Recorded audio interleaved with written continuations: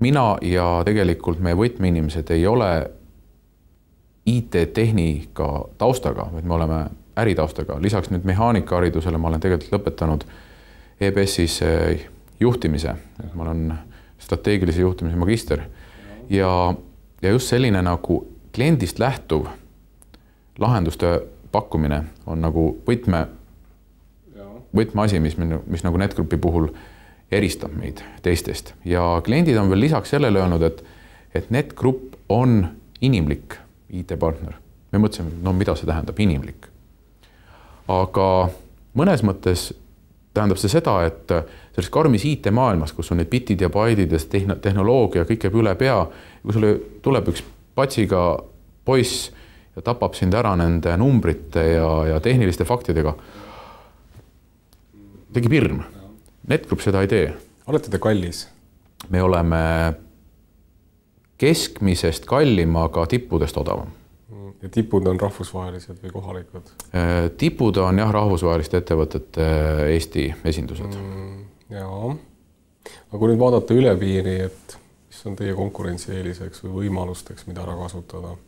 Mida te teete paremini kui sealsed kohalikud konkurendid? Ma arvan, et me teeme paremini, me teeme kiiremini asju.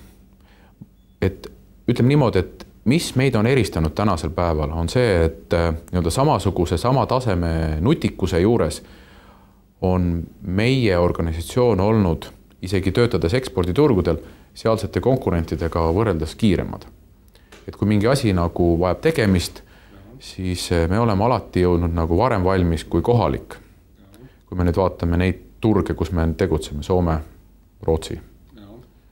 Et see on üllatus, aga nii ta on, et nutikus on mõnes mõttes nagu pilet turule, et sa pead nagu siin IT-maailmas olles olema tark. Eestlane on piisavalt tark ja nutikas, aga on ka mujal nutikad inimesi. Aga me oleme siiski... Hinnaeelis ka ikka? Jaa, loomulikult, et meil on ikkagi keskmine töötasuga nagu, ütleme, teadmusinimestel on ikkagi madalam. Jaa. Kas see, ütleme, vaadates praeguse tehnoloogia arenguid, on see niisugune võimalik, et te müüte sealsetel turgudel tegelikult teete siin Tallinnas, teete üle võrkude neid asju lahendusi või et kuidas see nagu äri üles on ehitatud?